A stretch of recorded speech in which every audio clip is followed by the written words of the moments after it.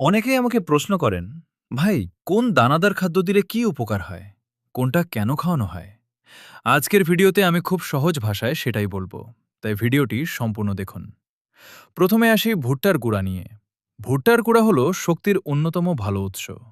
এটি ছাগলের শরীরে এনার্জি যোগায়, ওজন বাড়াতে সাহায্য করে এবং ছাগলকে চঞ্চল ও সুস্থ রাখে। তাই প্রায় সব ধরনের দানাদার খাদ্যেই ভুট্টা ব্যবহার করা হয়। এবার বলি গমের ভুসি সম্পর্কে। গমের ভুসি হজমে সাহায্য করে এবং এতে ভালো পরিমাণে আঁশ ও কিছু প্রোটিন থাকে।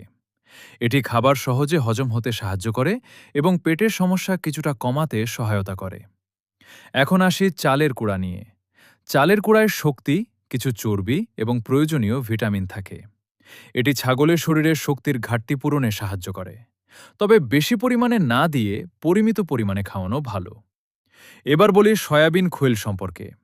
সয়াবিন খৈল প্রোটিনের খুব ভালো উৎস। এটি ছাগলের মাংসপেশি গঠন, দ্রুত বৃদ্ধি এবং বাচ্চা ছাগলের ভালো বিকাশে গুরুত্বপূর্ণ ভূমিকা রাখে। এরপর আছে সরিষার খৈল।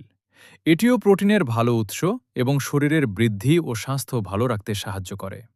তবে অবশ্যই পরিমিত পরিমাণে ব্যবহার করতে হবে। ডালের ভাঙা বা ডালের কুড়া ছাগলের জন্য ভালো প্রোটিন সরবরাহ করে। এটি শরীরের বৃদ্ধি এবং রোগ প্রতিরোধ ক্ষমতা উন্নত করতে সাহায্য করে। সবশেষে বলি মিনারেল মিক্স ও লবণ সম্পর্কে। অনেকে এগুলো দেন না, কিন্তু এগুলো খুবই গুরুত্বপূর্ণ। মিনারেল ছাগলের হাড় মজবুত করে, বাচ্চার সঠিক বৃদ্ধি নিশ্চিত করে এবং প্রজনন ক্ষমতা ভালো রাখতে সাহায্য করে। একটা কথা সব সময় মনে রাখবেন, একটি মাত্র দানাদার খাদ্য কখনোই ছাগলের সব পুষ্টির চাহিদা পূরণ করতে পারে না। তাই সঠিক অনুপাতে কয়েকটি উপাদান মিশিয়ে খাবার তৈরি করতে হবে। আর অবশ্যই সবুজ ঘাস এবং সব সময় পরিষ্কার পানির ব্যবস্থা রাখতে হবে।